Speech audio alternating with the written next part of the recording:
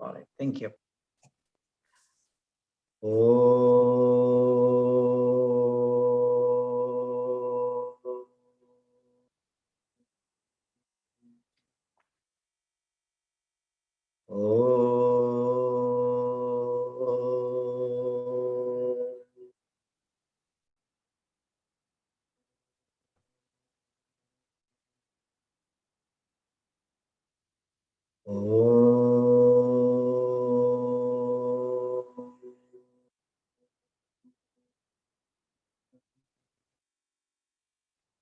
श्रुतिस्मृतिपुराणानाम् आलयं करुणालयं नमामि भगवत्पाद शङ्करं लोकशङ्करम् समस्तजनकल्याणे निरतं करुणामयं नमामि चिन्मयं देवं सद्गुरुं ब्रह्मविद्वरं मूकं करोति वाचालं पङ्गुं लङ्घयते गिरिं यत्कृपातमहं वन्दे परमानन्दमाधवम् परमानन्दमाधवम् नमः श्रीशङ्करानन्द गुरुपादाम्बुजन्मने सविलासमहामोह ग्राहग्रासैककर्मणे. Okay, so we will start the class. Yeah. So we are trying to, in this particular section of the text, we are trying to understand the creation. Like how it is difficult to understand something beyond the scope of your mind and senses. For example, your own Anandamaya Kosha, for example, so very difficult to really understand. We keep hearing the names in terms of Anandamaya Kosha, in terms of Prajna, in terms of Maya, in terms of Avidya, three gunas, or we talk about the vasanas which form part of this particular this one, or sometimes it is also called as bliss sheath. So this bliss sheath and all, so very difficult to really grasp the meaning of all these terms at any given time. All these terms are generated only for us to get an idea of what that particular state is, which is above our mind and intellect. Yeah, if you really see, it is the fifth kosha that we have seen. Yeah? So it is Annamaya kosha, Pranamaya kosha, Manomaya kosha, Vijnanamaya kosha, and then comes the Anandamaya kosha. Why it is so difficult to grasp all this in, like we are, if somebody tells me this is a tablet, I can understand this is a tablet, this is a mobile phone, this is a laptop. Easy for us to grasp that because we are doing that with our senses. Once a thing becomes beyond senses, it becomes that much more difficult for us to give any word that can describe that, because there is nobody has seen that in that particular sense, and people who have seen that find it difficult to explain to people who did not see that. Yeah, so it's always a problem when it comes to explaining things that are beyond our scope of our this one. Now we are trying to understand this particular creation, which I feel is very, very real. And I'm trying to understand this from the viewpoint of a Brahman who is much, much beyond even Anandamaya Kosha. So always it is a struggle for us to understand. Why? Because Advaita says whole creation itself is an illusion. It is mithya. It doesn't have a reality of its own. Actually, it borrows that reality from the Brahman. Now, examples can be given where we can understand a bit, like a rope and a snake, for example. They do give that. Shankaracharya again and again. Or if you want a bit more, this one in terms of a tangible example, examples of gold ornaments made from the gold. Yeah. So if you really see the gold ornaments, if you say a bangle or a chain or a anklet or whatever, it is made out of a 22 karat gold, and we are talking of 22 karat gold piece. Now, the name and form of the ornament, we all understand. The utility of that particular name and form, we understand. But reality of that particular ornament, if you ask, nobody will understand. In the sense that, okay, you keep your ornament, give me back my gold. If that goldsmith says, I don't know how to do that. That actually, when you go back to sell to that particular goldsmith, he doesn't see an anklet, he doesn't see a bangle, he doesn't see a chain. All he sees is gold. And all he gives the value for you is only gold. Maybe while buying, you will give, he will put all kinds of extra amounts for you to buy a chain or an anklet or a earring, doesn't matter.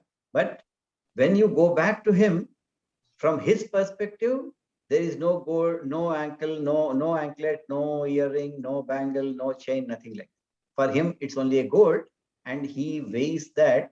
And once he takes back the gold, you don't have a bangle left with you. So it doesn't have a reality of its own. Means what? There is a substratum on which these name and form are temporarily imposed. Now, all this we can say, but again, when we apply this to Brahman and creation, are you telling me that I am a bangle vis-a-vis a gold compared to the Brahman? Then somebody will come back and say, sorry, that you are extending the example too much, because bangle and gold, they belong to the same order of reality. Whereas here, we are even talking of, it is beyond our reality, and then some other example will come into the picture for you to give that relationship, and they will say that, okay, it is like a dream and waking state. So in a dream state is more like a bangle state, and once it is over, then there is nothing, a dream left. What you are left with only is a waking state. Again, I'm sure if you go a little bit deeper into this example as well, you will find that you cannot understand the real relationship between the creation and the Brahman. So it's always a challenge. The masters who are compassionate enough to try to teach us, they always find some example or the other to make it clear at a level at which we are, or maximum people they are around, in terms of giving such examples. They will see if by giving a particular example, if you are happy, if the faces are nodding their heads, then they will stop with that, because that is okay. They understood. Yeah? To whatever level they understood, they understood. But we are looking at now Panchadashi, it is going a bit much deeper. We need to really understand this a bit more in terms of these examples that we have seen before vis-a-vis now. Yeah? So what is the difference that we are seeing here? Now, Swamiji has introduced a term called Prakriti to describe how this entire creation came about. Yeah, I'm sure you are aware, we have seen that. And Prakriti has got three aspects of Maya, Avidya, and Prakriti. So Prakriti has got Maya, Avidya, Prakriti. How this came about? Prakriti has got three gunas, Sattva guna, Rajo guna, Tamo guna. And wherever Sattva is predominant, a reflection of that particular Brahman creates something called Ishvara. And this Sattva guna Pradhana Prakriti is referred to as Maya. Maya. If it is Rajo guna Pradhana, it is defined as Avidya. And if it is Tamoguna Pradhana, why I am insisting? Because no state is pure 100%. Always you have the other two gunas, but these particular predominant guna suppresses the other two. In tamoguna, sattva is the most suppressed. Little bit rajoguna will be there. That it becomes tamoguna. In rajoguna, tamas and sattva, both of them are equally suppressed. In sattva guna, both rajaguna and tamoguna are suppressed. Mostly tamoguna more than rajoguna. Because even in sattva guna, there are some actions that one takes, yeah? as a living person. Rajoguna still exists, but tamoguna we are supposed to completely suppress as far as this is concerned. Again, I'm throwing so many concepts here.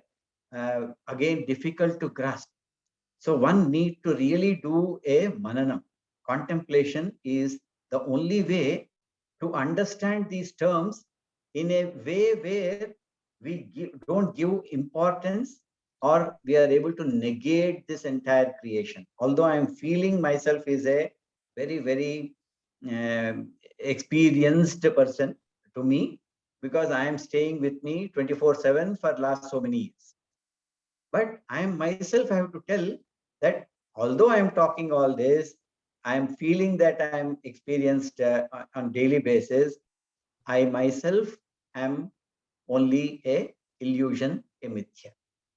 Now, why should we include this Prakriti? Why not directly Bhagwan became me? Bhagwan became Jagat. Bhagwan became everybody else in terms of Jiva.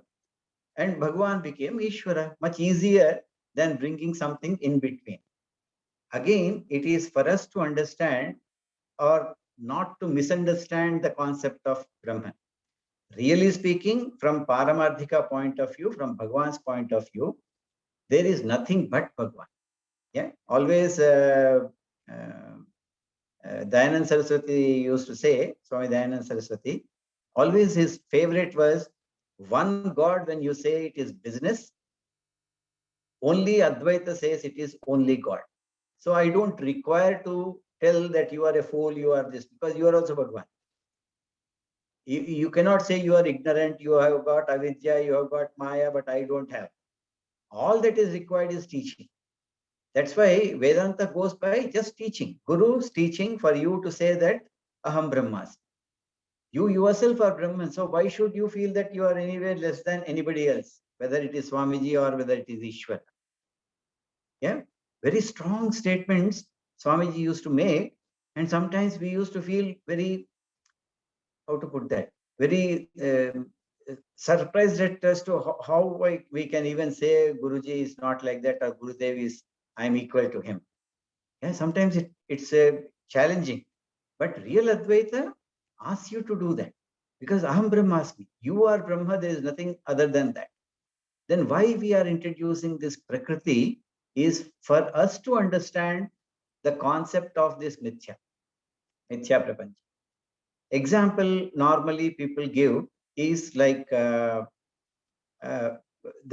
magician. You go to a magic show, yeah, and you come out with something with a awe as to how that lady came out of that particular cage when nothing was there. I could see that he turned the entire table around. I couldn't see anything. How come this lady has come once the curtain is removed? I don't understand. Similarly, card tricks, we don't understand. But once the magician opens the secrets to us, actually what we understand is there is nothing that actually came which was not there before. It is always there. Only he managed, or he or she managed, to stop us from seeing for a temporary period of time. And that gives us a feeling of awe. How come this has come? So what I'm telling, I don't say that nothing was there or everything was already there. What I give a term called magic in between. I say, oh, he has got magic, so he becomes a magician and he conjures a trick which appears to be very real to me.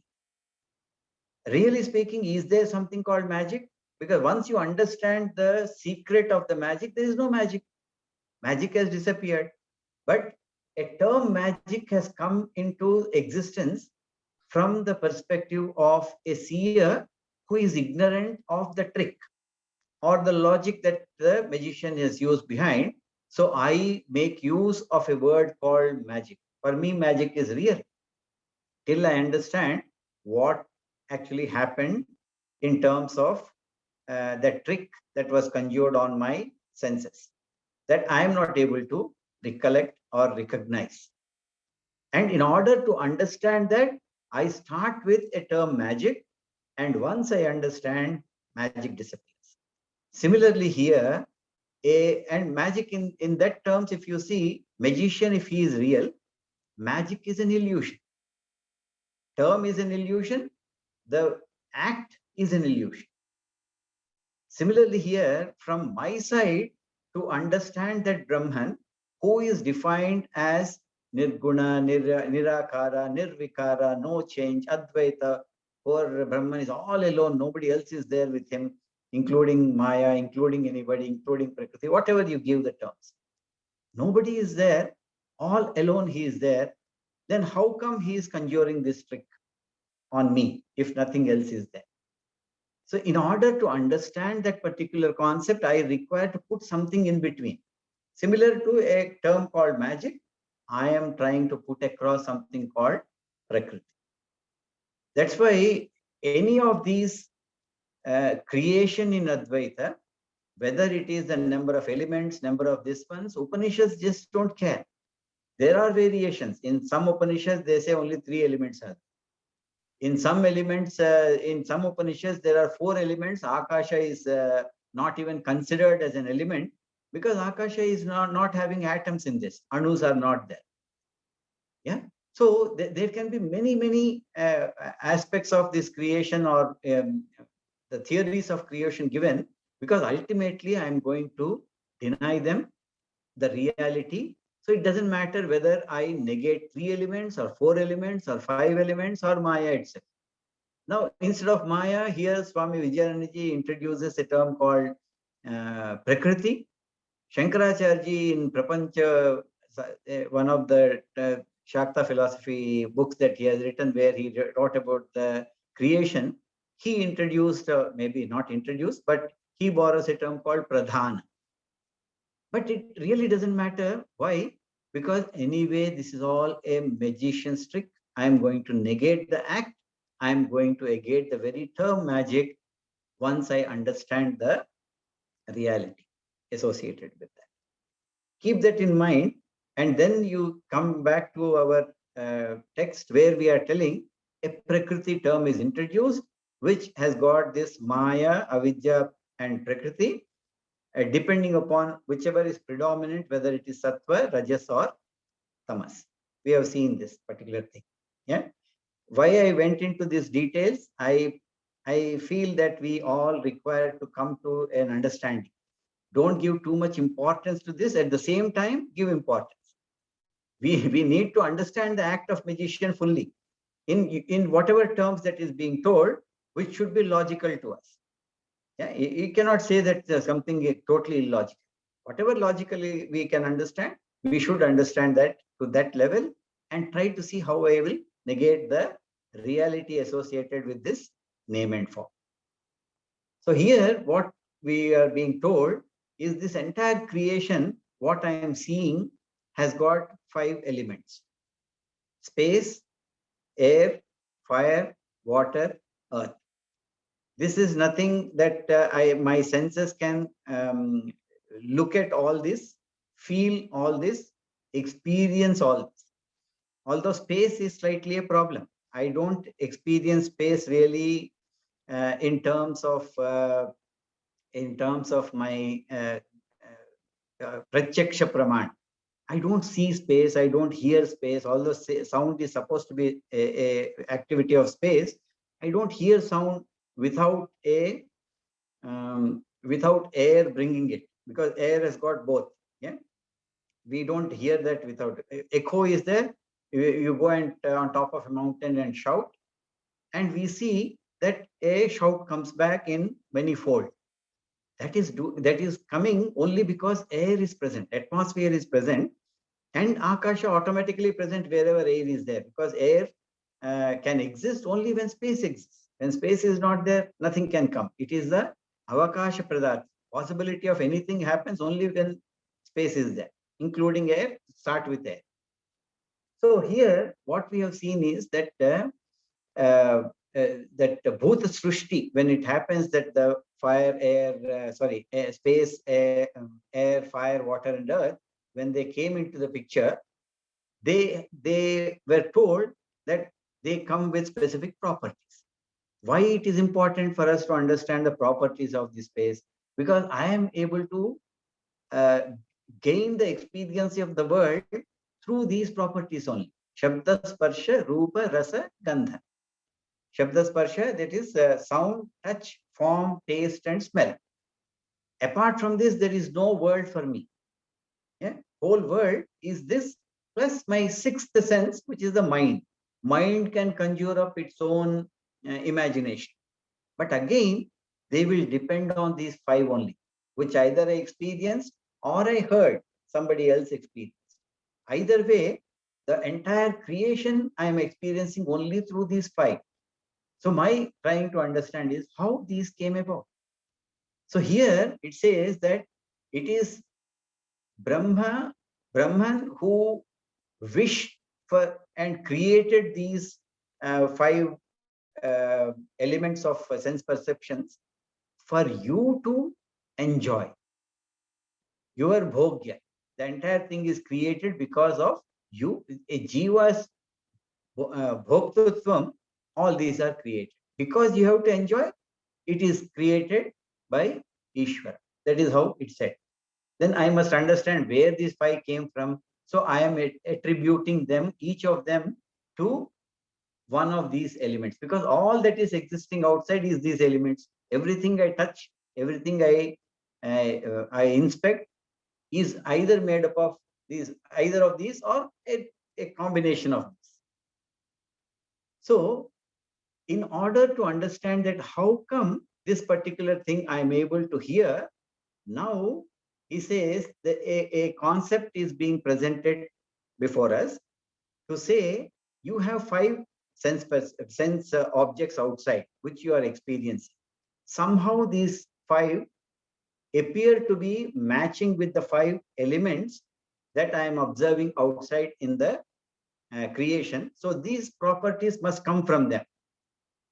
Then I do a kind of a analysis into what can be a property of the space. Then we say, okay, Shabda should be the one. And when it comes to Vayu, wind, when wind comes and touches us, there is a feeling of touch on my this one. So touch must be there, part of that. And from the subtlety aspect, Akasha, Vayu, Agni, Apaha, and Earth. These seems to be in a grosser. Once you move from bottom, it becomes subtler and subtler. We can easily make out.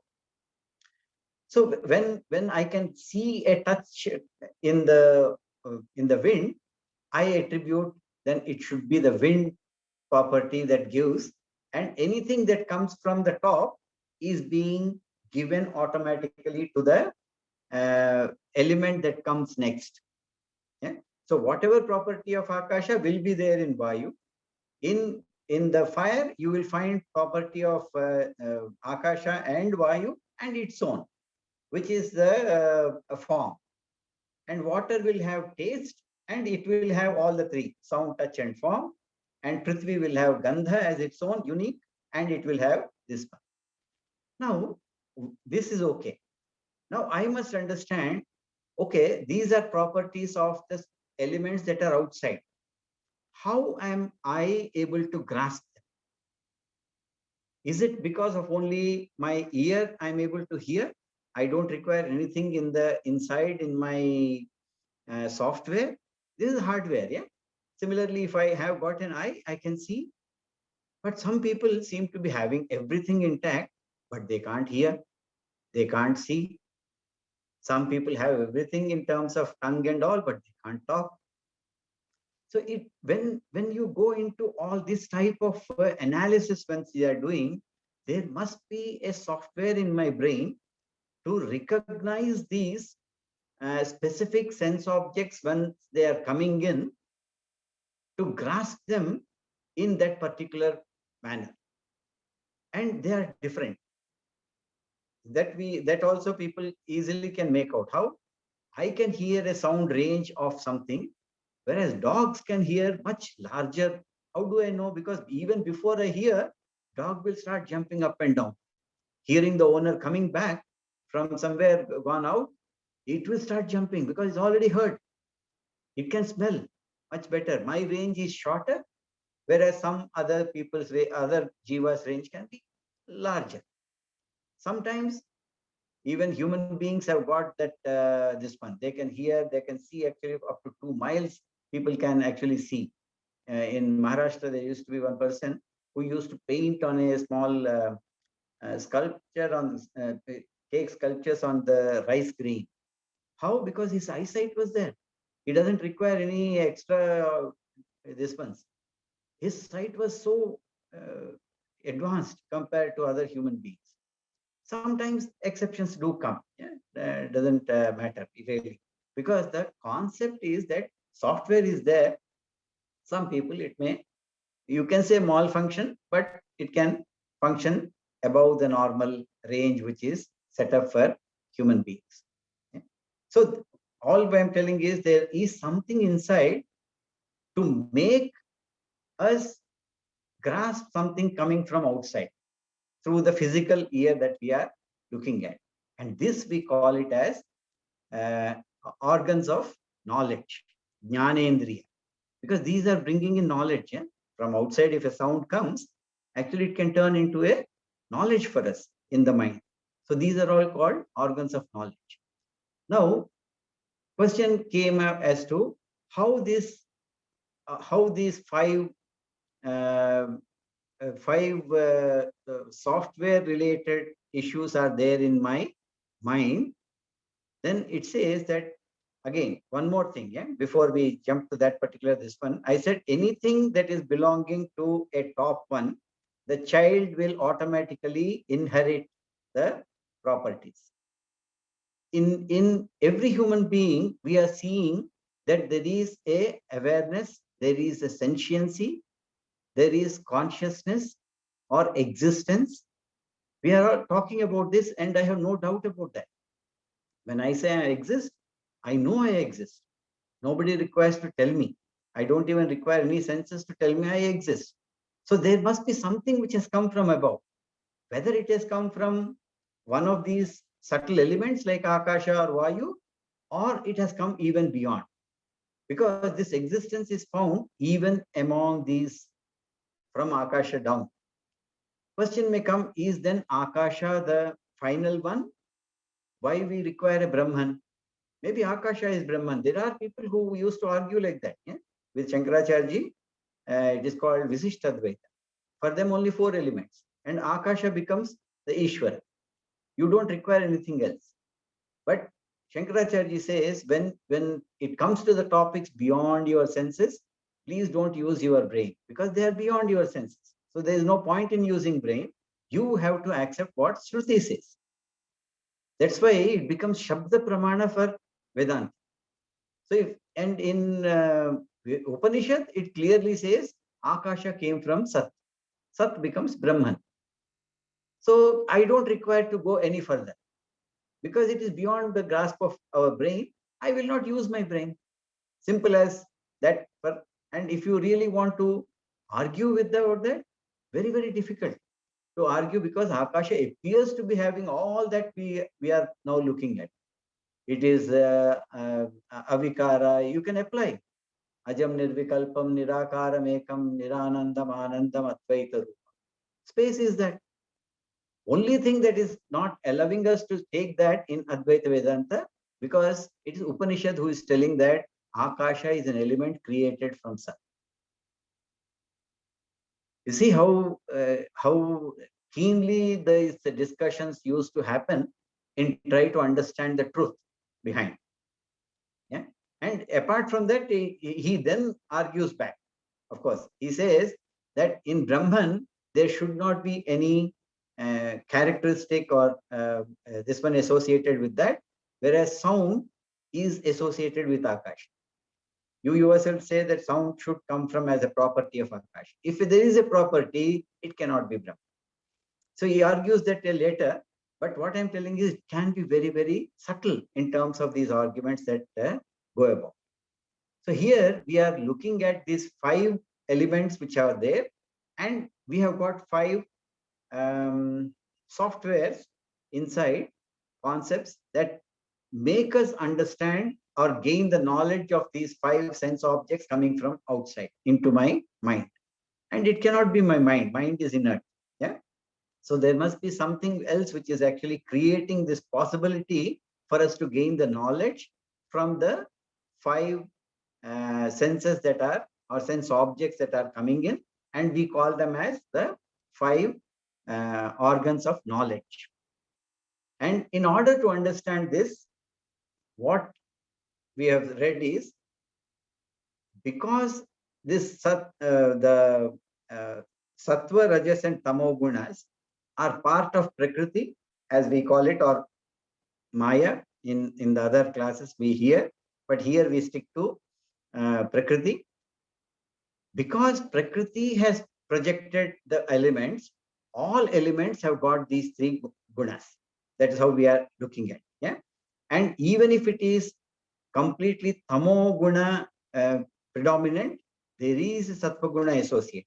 So from the creation perspective, we said creation has come from prakriti aspect or tamo guna aspect, but still it has got something called a small amount of sattva, small amount of rajas, and large amount of tamas.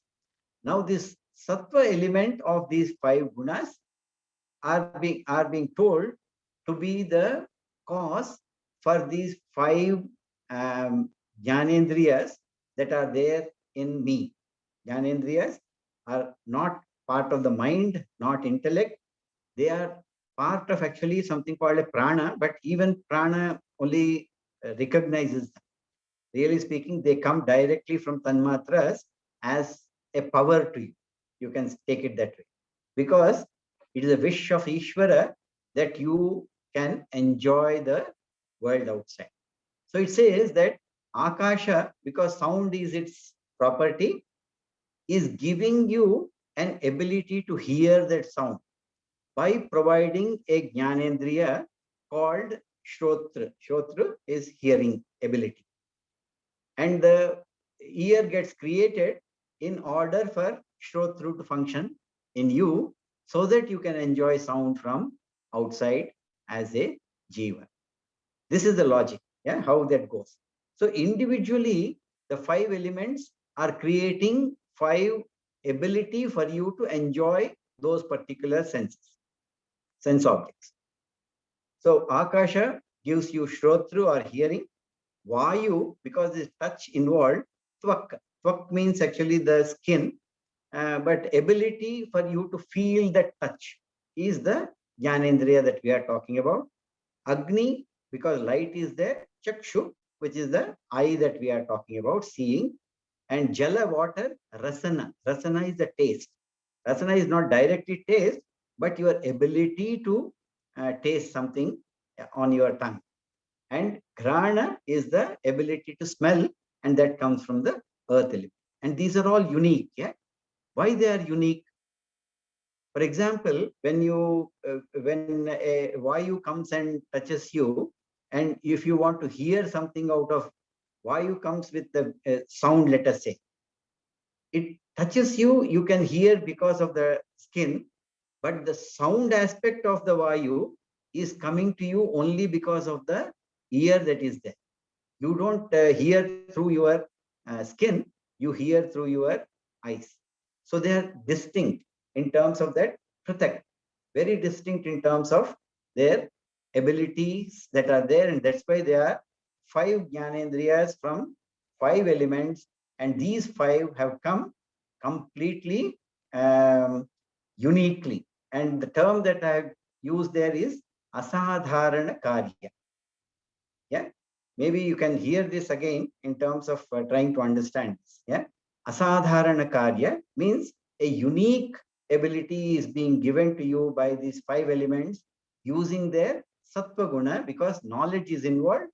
They're all sattva guna pradhana in terms of gaining. Although Prakriti itself is tamoguna, but tamoguna, as I mentioned, is only predominant. It has got all the three gunas. And when sattva of individual elements has created this, it says in verse number 20, it said that together, sattva guna of all the five elements together has created something which is called mind and intellect. I think this is what we read and we stopped at that particular thing. Tairanta karanam sarvaihi vritti bedhena tadvidha mano vimarsha rupam syat buddhihi syan nischayatmikaha.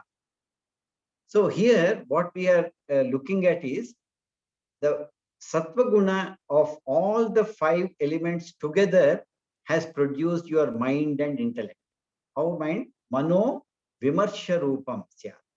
So that manomaya kosha, or the mind, vimarsha rupa, in some books also we will find samshayatmika rupa, means it's a vacillation. When an input comes into your mind, if you are not able to decide either an action associated or even what this particular thing which has come inside, I don't know exactly. When there is a vacillation in your mind, when there is a change, a vikriti, then it is called as mind. It is the same instrument that we use, yeah, intellect and mind, they are one the same. But here they are trying to distinguish depending upon the nature of that interaction with the outside stimuli that are coming in. How I am reacting will decide whether it is manomaya kosha or vijnanamaya kosha, intellect or mind. It will depend on that. Here the words that are used is vimarsha rupam. Vimarsha, I start questioning as to what is this that has come, whether I understand this, whether it is good for me, it is bad for me. Something absolutely new when it comes, it's a problem. Something I already experienced before, my memory will support me and tell me, oh, okay, you don't require to bother about this. Or it may say, oh, this is very good for you. You allow it to come in. You take action associated. So when that vimarsha rupa is there, that is when it is said to be manomaya kosha and syan nischayatmika. When the intellect comes, nischayatmika. There is no questions asked. I exactly know what action I require to do for that particular input that is coming from outside. Nischayatmika buddhi. So this nischayatmika, samshayatmika or vimarsha rupa, doesn't matter. Yeah, any of these terms we can use. So this particular thing which are created inside you, and mind normally goes with chitta. Chitta is the memory aspect associated that makes up the entire antakarana. And that nischayatmika buddhi which is there, it also brings in something called an ego. Yeah. So that ego associated is also part of this fourfold antakarana what we refer. So mind, intellect, memory, and ego. So ego and vijnanamaya kosha, intellect, go together, and memory and vimarsha rupa or the mind goes together. Why? Because I am questioning the input coming and I require the help of my memory to arrive at something and convert that mind into my intellect. That's how it works. Yeah. So here, because different functions are coming from different inputs are coming from five different senses to me, my mind must be made up of all the five elements put together. If my mind is made up of only akasha guna, for example, then if a touch comes in or a sound is okay. If a form comes in or a taste comes in, my mind cannot recognize because it is made up only akasha tattva. So essentially, to recognize all the five senses, my mind and intellect must be made up of all the five elements. And that is why it is called that particular aspect of buddhi and manaha. When they are coming in, they are said to be sadharanakari. Sadharana is general projection of all the five elements. Sattva guna is creating the dhi and intellect. I will stop here. Any questions there? till whatever I have spoken. We'll go with next Rajoguna.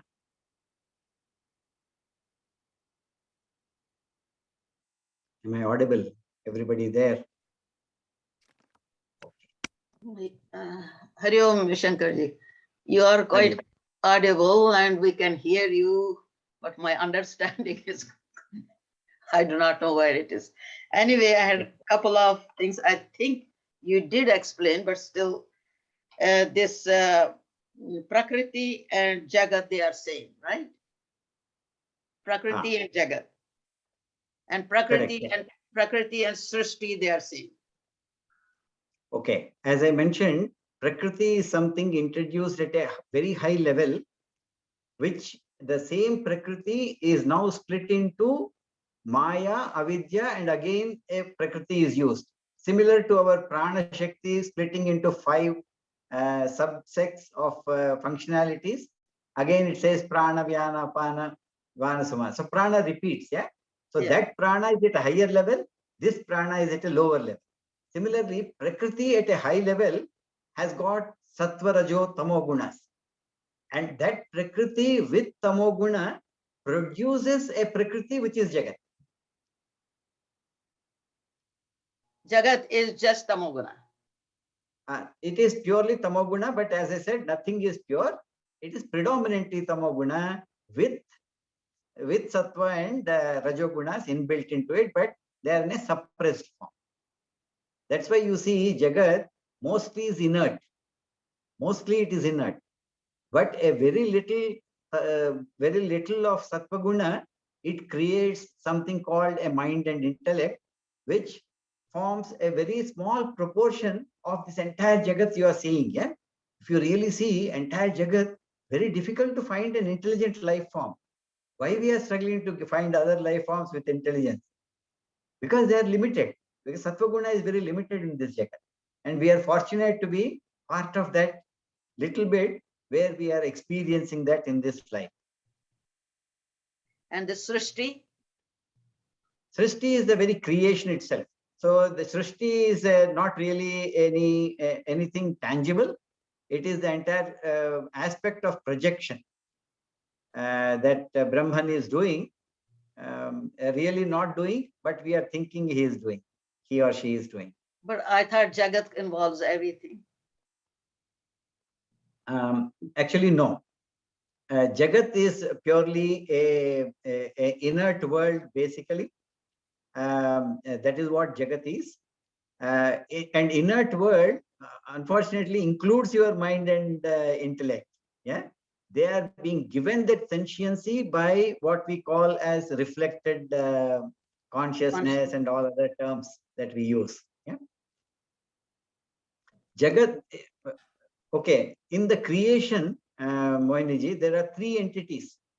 First entity created is Ishvara. Second entity created is Jiva. Third entity created is Jagat. So Jagat and creation not equal. Okay. Srishti is not Jagat. Srishti has got Ishvara, Jiva and Jagat. 3 entities. Okay. And these 3 are created with Sattva, Rajas and Tamogunas. But there is a huge mix-up here, yeah? That is where the trouble will start coming once you start analyzing. Ishwar, Jagat, and what did you say? Other thing? Maya? Ishvara, Jiva, Jagat. Oh, Ishvara, Jiva, Jagat. So they are directly linked to Sattva Guna, Rajoguna, Tamoguna, Pradhana. So they are only predominantly these 3, but all 3 gunas are there everywhere. There was something else which I forgot what it was. Shankarji, I'm glad. Okay. Sorry. Okay, go ahead. Shankarji, I'm glad you said we don't try and use our brain, because I was getting so confused between all the different words. That's why I said this recording, I think you can hear once more and take notes, try to take notes, try to see whether you can arrive at something. Again, it's not very, very important, but it's important from our own coming out of this ignorance. It should be logical as for us when we come out of it. Yeah. I tried to be very slow and very clear, but yeah, I can understand that this is a problem because it is not something for mind to grasp immediately. So you have to really do some contemplation on this. So Shankarji, this is Ramesh here. I Hi, have Ramesh. I have done some tables and diagrams on this thing. Great. Can I send it to you? Can you look at it and then maybe you can send it to everybody? Please do. Yeah. Yeah. But I expect actually everybody to follow that. So we will not send it to everybody. I will send it back to you. But once it is over, with corrections, we will share with everybody. If somebody is not able to do, we will definitely share at the end of it. Oh, All right. okay. All right. Thank you. Sounds good. Shankarji, this is Suman. So when we talk about the Jagat, so that means it's all projection of our mind and intellect? Jagat has got, we will come to that in the next two verses possibly. There got two aspects to this Jagat. Yeah, one is we call that as a totality level. Yeah, Vyashti and Samashti. At a Samashti level also Jagat exists, which is beyond your individual mind and intellect that we are talking about. Yeah, but at an individual level, at a Vyashti level, you are absolutely right. It is not that mind and intellect focuses, projects that. It is actually the prajna. We already touched that. Prajna is your causal body, which projects your mind, intellect, and body for an individual jiva. That's why it is called prajna. Prajna is the prajnana. Actually, it is all avidya only that is projecting. Because of that avidya, all this is getting projected. That's why it's called prajna. Okay. We'll proceed to verse 20. At least one verse we will do this class. Yeah. Tairantakaranam sarvaihi vrittibedena tadvidha mano vimarsha rupam syat buddhisya nischayatmika. I think this already I have discussed here just now, that manaha is samshayatmika buddhi and intellect is nischayatmika buddhi. That means there is a firm decision taken that the same mind is called intellect. Really, there is no different functionalities which are making this difference, and all the five elements are together creating this mind and intellect. Okay. Verse 21. Yeah.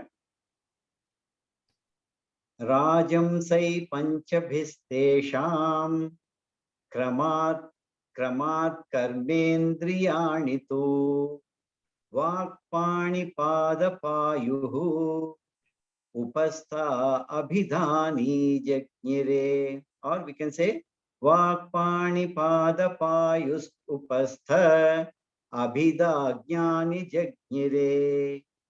Maybe that is better. Yeah, I'll chant again.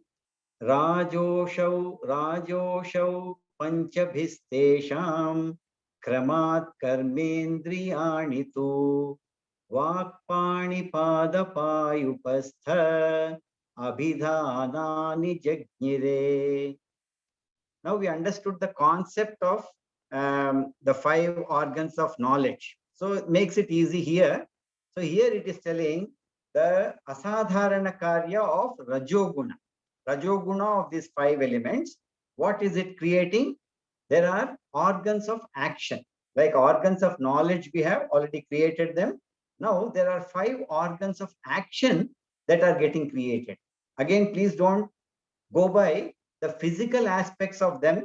It is your ability itself that we are talking about. So both organs of knowledge and organs of action, they are only software in your brain. Yeah, so it's not part of mind, but they are the abilities that are given by these elements directly to all jivas who are there. Yeah, and what are these five elements that are coming with this? It says vak. Vak is ability to talk.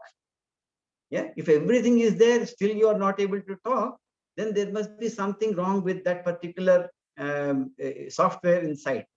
Yeah. Pani is grasping. Grasping is called pani. So what do we grasp with? Our hands, obviously. We grasp things with our hands. So the ability to grasp is a very, very important aspect to the creation and evolution, yeah, when it comes to this. So Vayu gives this grasping or pani, and the organ that is there obviously is hands. Yeah. And for Akasha, which gives you Vak, which is the speech, the organ is tongue. Yeah, tongue has got a speciality. Yeah, it has got taste as well as this talking thing. Yeah, and Agni is pada. Pada is leg, foot. Yeah, so walking, and the legs become this one. Your ability to walk is what we are talking about, is the pada, and that is coming from fire. Yeah, and Jala Vayu gives you payu. Payu is excretion. Very important in terms of excreting all the negative aspects within the physical body, whether it is through the sweat, whether it is through the vomit, whether it is through your stool, all of the excretions that take place, all of them form under this particular part. Vayu comes from water. And Prithvi, which is giving you something called upastha, it says. So Vak Pani Pada Payuhu Upastha. Upastha is actually procreation or enjoyment. Normally it is also called as enjoyment, and that comes from your genital organs. So these are the 5 actions that you take in this world, depending upon the 5 inputs that you are receiving through your 5 sense organs of knowledge. Yeah. So mostly the sense organs of knowledge is an inbound thing, and action is a reaction to that particular input that we are bringing from outside, and they are coming under this organs of action. Karmendriyani and Jnanendriya. Jnanendriya is organs of knowledge. Karmendriya is organs of action. So I think it is pretty clear. Yeah, same concept. Individually, asadharana karya, using Rajoguna, the 5 elements give you this Vak Pani Pada Payu Upasthi, or speech, grasping, walking, excretion, procreation, or enjoyment. So these are the 5 actions that we get based on the 5 elements using their Rajoguna individually. All right. Now, verse 22, we will now see what is the Sadharana Karya of Rajoguna that they use. Yeah. Taihi sarvaihi sahitaihi prano vritti vedasya panchadha, or taihi sarvaihi sahitaihi prano vritti vedasya panchadha. You can take a break, any one of them. Yeah, one of them will get extended a bit. Yeah. Pranopana samanasche samanascho udana udana vyana chate punaha. Again here, pranopana samanaschudana vyanau chate punaha. So you can take a break while chanting, either before udana or after udana. Yeah. Slight this one is there, extension is there either before or after a need. Yeah. So here now the Sadharana Karya, we said mind and intellect got created with Sadharana Karya of the Sattva Guna. Means all the 5 elements the Sattva together created mind and this one. Here it is telling that all the Rajasic aspect, the total Rajasic aspect, Taihi Sarvaihi Sahitaihi, all elements put together, Sahitaihi put together. Sahitaihi, the prana, it created something called prana. So the prana that we are talking about is getting created by the Rajoguna of all the 5 elements put together. Yeah. And it says that Panchadaha, it again vritti bedha. Vritti is the again the thought we can say, or the functionality that comes into picture because of this prana. This prana, although it is made up of all 5 elements put together, it doesn't sit like manomaya and vijnanamaya. It immediately splits into 5 different functionalities, he says, this prana, which is getting created. And what they are, he says, pranaha. As I mentioned just now in that question, the prana is the original prana coming out, and it then creates something called pranaha. Here, the second prana represents the respiration, and apana, excretion, samana, digestion, udana. Udana is a reverse movement. You can call it as eviction, but it is a reverse movement that comes up in terms of upward movement, you can say. So either vomiting or burping, these things all come under udana prana. And vyana is the circulation. So vyana is circulation, udana is an upward movement, eviction, samana, digestion, apana is excretion, prana is respiration.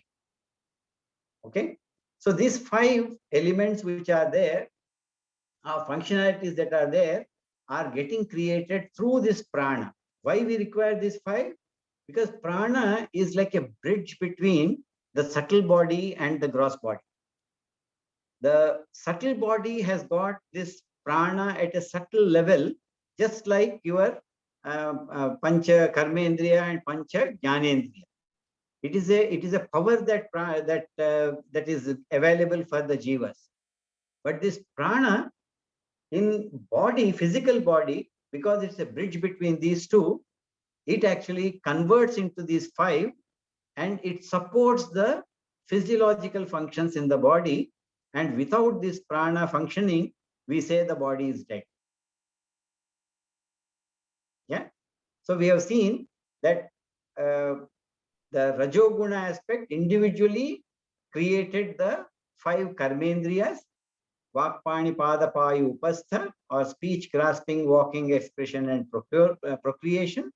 And together, the Rajoguna of all the 5 elements created prana, which again split itself into, through functionality, we split that into prana, apana, samana, udana, and vyana.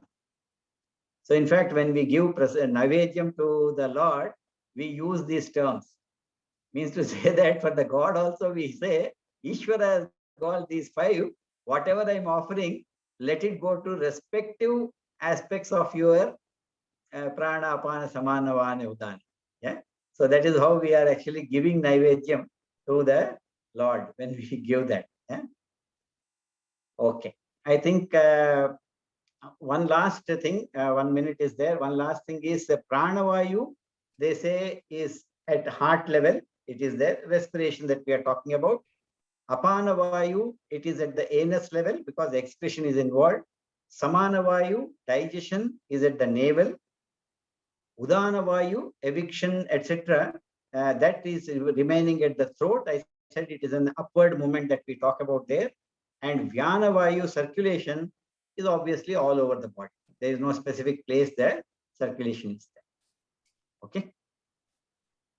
Okay. Before we close the class, I think we will be closing the class for some time now because of the holiday season that is coming in. And we will be starting the class, I believe, from 9th of January. Ramesh ji, can you please confirm that?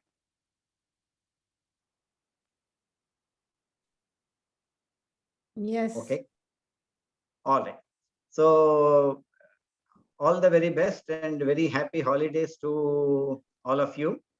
Enjoy, and we will come back with the next. Shankarji, yes, I want to remind everybody about our chanting next week from 10 to 12 for Gita Jayanti. Suman and others, I haven't heard from, I don't know if you guys told Vanita Ji, but what you'd like to chant, if you guys would like to chant. Mohini, Kalpana, you asked for chapter 15. Would you guys like to chant? Like the long chapters, we can break up into a few sections. Can we, 1 second, Banerjee, can we close this class? And I will stop the recording and then we can continue the discussion. Yeah. Om Purnamada Purnamidam Purnat Purnamudachyate Purnasya Purnamadhaya Purnameva Vasishyate. Om Shanti Shanti Shanti Harihi Om Shri Gurubhyo Namaha Harihi Om. Okay, if anybody has got any doubts during this time, what I suggest is it's a holiday season. Please enjoy, but try to allot still some time for this particular subject and see whether if you have any doubts, don't hesitate to please approach me either one-to-one or group-wise. We can take those questions up. Okay. Thank you, Ambiniji. Please go ahead. Shankarji, that Nirvan Shatkam, would that